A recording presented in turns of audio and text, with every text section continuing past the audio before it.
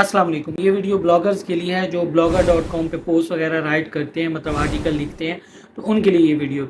वो वैसे तो आर्टिकल लिखते ही होंगे, लेकिन मैं एक छोटी सी चीज़ इसमें ऐड करना चाहता हूँ कि मैं आपको अपना एक एक्सपीरियंस बताना चाहता हूँ कि आप एक ब्लॉग के लिए पोस्ट लिख रहे हैं तो वो आप किस तरह एक अच्छी पोस्ट लिख सकते हैं, या एक अच्छी पोस्ट लिखने का क्या तरीका हो सकता है। तो देखें, आजकल तो हम चैट जीपीटी यूज़ करें, और भी बहुत से ऐसी टूल्स हैं जिन एआई टूल्स हैं जिनको हम यूज़ करते हैं। तो यहाँ पे भी मैं जो सॉफ्टवेयर को यूज़ करने वाला हूँ और जो इस तरह की टूल यूज़ करने वाला हूँ, टूल हमारे पास वही चैट जीपीटी ही होगी जिसको हम यूज़ करेंगे, और सॉफ्टवेयर में हम एमएस वर्ड को यूज़ करेंगे, और इसके अलावा हम एक वेबसाइट यूज़ करेंगे क्विल बोर्ड के नाम से, जो कि हमारे पैराग्राफ को रिफ्रेश करके देगी। तो इसके अलावा जो हम एक चीज़ यूज़ करेंगे वो है गूगल ट्रांसलेटर। जी हाँ, उसे भी हम यूज़ करेंगे एक ब्लॉग की पोस्ट लिखने के लिए। तो एक ब्लॉग की एक अट्रैक्टिव पोस्ट हम किस तरह लिख सकते हैं, ये मैं आज आपको तरीका बताऊंगा। और ये सारा सीखने के लिए हमें जाना पड़ेगा कंप्यूटर स्क्रीन पे। तो चलिए कंप्यूटर स्क्रीन पे चलते हैं और सारा तरीका हम सीख लेते हैं।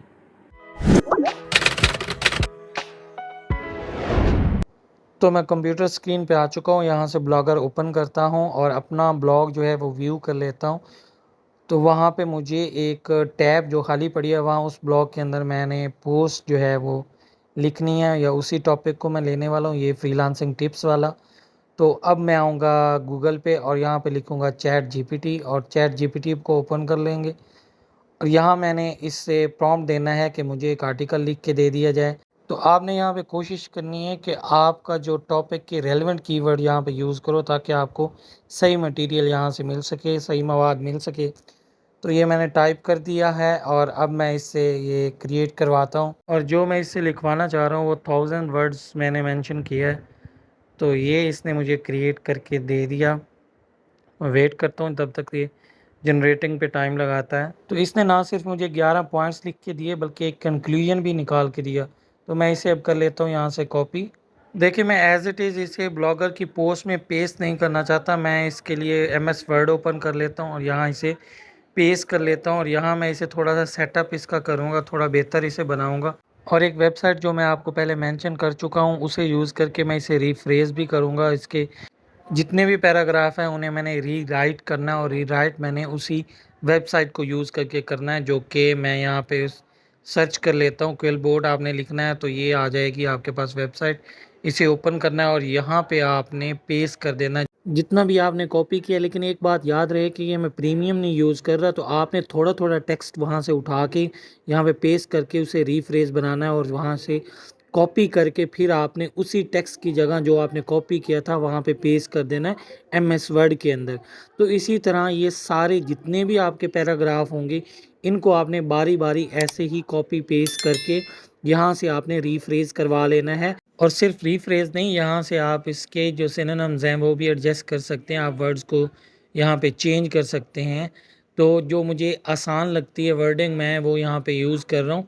तो आप इसी तरह वर्ड जो आपको मुश्किल लगें वो आप थोड़ा आसान कर लें, क्योंकि जितना इजी आर्टिकल लिखा होगा वो सही रहेगा। और ना सिर्फ ये, मैंने खुद से भी कुछ चीज़ें इसमें ऐड की, इसे सही से पढ़ा, और फिर मैंने यहाँ पे ये जो चीज़ें ऐड की हैं जो कि फ्रीलांसिंग के मुतलका कुछ प्लेटफॉर्म थे जिनमें से चंद मुझे पता थे, और मज़ीद मैंने चैट जीपीटी से हेल्प लेके यहाँ पे मैंने वो सारे दर्ज कर दिए।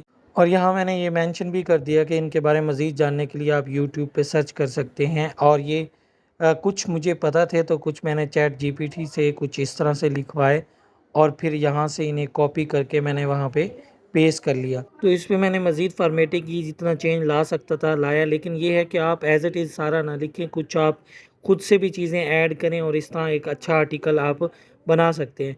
तो जैसे मैंने ये बना लिया, तो मैंने सोचा कि क्यों ना इन जो भी मैंने जितना आर्टिकल लिखा है तो इसे मैं उर्दू में भी ट्रांसलेट करूँ नीचे। तो यहाँ पे मैंने गूगल ट्रांसलेट को यूज़ किया, और जो जिस पैराग्राफ को मैं ट्रांसलेट करना था उसे कॉपी किया, यहाँ पेस्ट किया, और यहाँ से मुझे ट्रांसलेशन मिली, और ये ट्रांसलेशन भी मैंने वहाँ पे पेस्ट कर दी। और इसे सही से मैंने रीड किया कि कहीं कोई गलती हो तो उस गलती को दुरुस्त करके ही पेस्ट किया जाए। तो यहाँ मैंने इसे रीड करके उसके बाद जो है उसी वेबसाइट पे कॉपी करके उसी वेबसाइट पे मैंने यहाँ पेस्ट कर लिया, और इस पे भी थोड़ी सी फॉर्मेटिंग की, जिसे मैंने मेरे राइट टू लेफ़्ट किया, और देन मैंने इसका फ़ॉन्ट चेंज किया। फ़ॉन्ट चेंज करने के बाद ये कुछ इस तरह से लिखा हुआ दिखाई दिया। तो बाकी तमाम पैराग्राफ के लिए भी मैंने इस तरह उसे, जो मैंने इंग्लिश में आर्टिकल लिखा था उसमें साथ मैंने उर्दू भी ऐड किया, ताकि जो भी विजिटर है तो उसे समझने में आसानी हो कि क्या लिखा हुआ है क्या नहीं लिखा हुआ।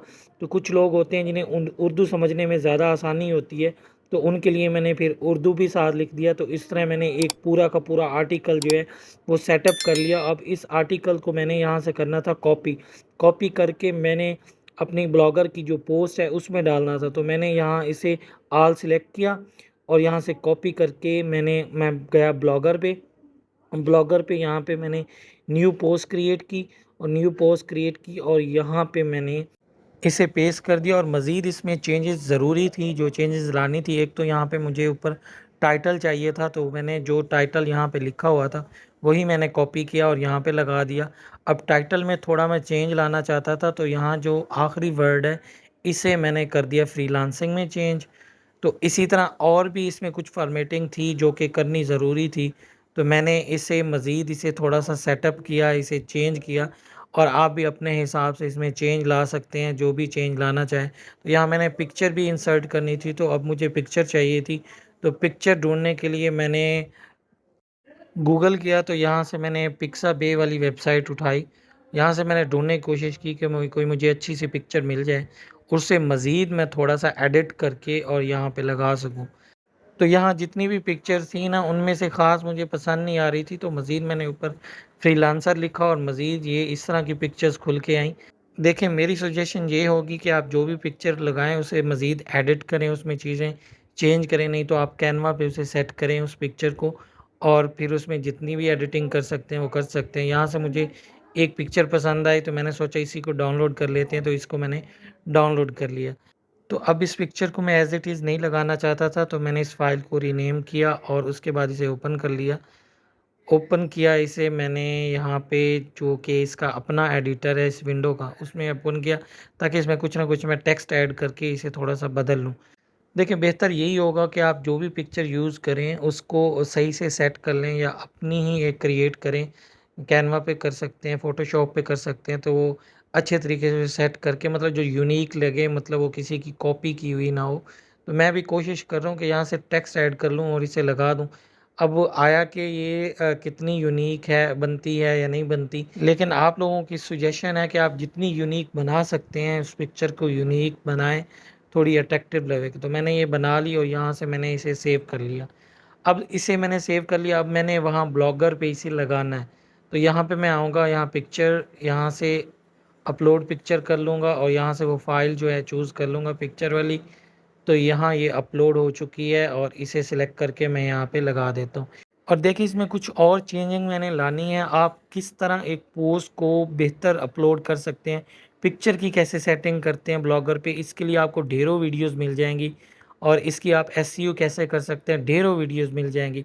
बस मैं ये जल्दी जल्दी कस्टमाइज़ करके मैं यहाँ पे इसकी सर्च जो डिस्क्रिप्शन है वो भी ऐड कर लेता हूँ, वही टाइटल और कुछ चीज़ें खुद से ऐड करके मैंने यहाँ टाइटल बना दिया। और अब इसे मैं, इसके बाद मैं इसे पब्लिश कर लूँगा। देखिए, आपके लिए ये है कि अगर आपको यहाँ पे बेसिक चीज़ें भी नहीं पता कि इसमें पिक्चर में जो हम टेक्स्ट ऐड करते हैं एसईओ के लिए, ये जो काम भी हम करते हैं, तो ये अगर आपको नहीं पता तो आप कोई वीडियो और सर्च करें, उसमें डिटेल से आपको बता दिया जाएगा कि ये कैसे करना है। मेरा पॉइंट जो है वो ये है कि मैंने आपको ये बताना था कि आप एक ब्लॉगर पोस्ट के लिए डेटा कहाँ से लेंगे, उसे रिफ्रेश कैसे करेंगे, और एमएस वर्ड में उसकी थोड़ी बहुत जो फॉर्मेटिंग है, कस्टमाइजेशन है, वो कैसे करेंगे। ये सारी चीज़ें मैंने सिर्फ आपको बतानी थी। बाकी चीज़ें कुछ जो ब्लॉगर के रेलेवेंट हैं उसके लिए आप यूट्यूब कर सकते हो। अगर आपको बेसिक भी नहीं पता तो यूट्यूब कर सकते हो, वहाँ से आपको सारी डिटेल मिल जाएगी। अब यहाँ इसे मैं थोड़ा बहुत सेटअप करके पब्लिश करने वाला हूँ। लेकिन यहाँ पे एक और चीज़ है कि जो मैंने यहाँ पे रिकमेंड की हैं कुछ फ्रीलांसिंग वेबसाइट्स, तो उनके लिए मैं यहाँ पे लिंक्स ऐड कर लेता हूँ, ताकि यहीं से लोग क्लिक करके उस वेबसाइट पे जा सकें। तो लिंक कॉपी करने के लिए यहाँ मैं अपवर्क सर्च करता हूँ गूगल पे, और ये मेरे पास वेबसाइट ओपन हो जाएगी। अब इस वेबसाइट को ओपन करके यहाँ से इसका लिंक कॉपी करता हूँ। और एक बहुत इम्पॉर्टेंट बात, जो आप आर्टिकल के लिए वहाँ से कंटेंट उठाओगे चैट जीपीटी से, उसे एक दफ़ा पढ़ना भी है, और जब आप उसे रिफ्रेश करवाओगे फिर भी उसे सही से रीड करना है। और दूसरा ये है कि अगर ट्रांसलेशन उसकी करते हो तो वो भी ज़रूरी है कि आप उसे एक दफ़ा पढ़ लें ताकि उसमें कोई गलती ना हो। तो इसका मैंने लिंक कॉपी किया यहाँ से और यहाँ अपवर्क को सिलेक्ट किया और यहाँ पे 3 जो लाइन्स है इन पे गया और फिर यहाँ से मैंने लिंक को अटैच किया, यहाँ क्लिक किया मैंने, यहाँ अपवर्क लिखा हुआ तो यहाँ वो लिंक जो मैंने कॉपी की थी पेस्ट करूँगा, यहाँ ओपन इन न्यू टैब करूँगा और अप्लाई कर दूँगा। तो इस तरह जो है मैं लिंक लगा दूँगा, फाइवर के लिए भी लगाऊँगा और बाकी 3-4 जितने मैं लगा सकता हूँ उनके लिए मैं लगा दूँगा और बाकियों को मैं ऐसे ही छोड़ दूँगा। बस मैं आपको बताना चाह रहा हूँ कि आप किस तरह जिसमें अहम-अहम चीज़ें हैं वो कर सकते हैं। बाकियों को खाली छोड़ देना मतलब उसके लिए मेंशन कर दूँगा कि ये वेबसाइट जो है बड़ी-बड़ी वेबसाइट्स नहीं है जो ज़्यादा फ़ेमस हैं या बहुत ज़्यादा लोग वहाँ पे काम कर रहे हैं, तो सिर्फ़ उनके लिए ही लिंक्स लगा दूँगा। तो मैंने पहले 4 वेबसाइट के लिए लिंक लगा दिया और यहाँ पे मैंने लाइन में मेंशन कर दिया और नीचे बाकी जो प्लेटफ़ॉर्म थे वो भी नीचे लिखे हुए हैं, ऐसे ही छोड़ दिए ताकि लोग उस पे भी जा सकें, उसे सर्च कर सकें, देख सकें। ठीक है, तो ये सब करने के बाद इसका मैं लेबल भी सेट कर लेता हूँ कि मैं यहाँ पे ये पोस्ट अपने कैटेगरी के अंदर रखना चाहता हूँ तो वो यहाँ पे मैं मेंशन कर लूँगा।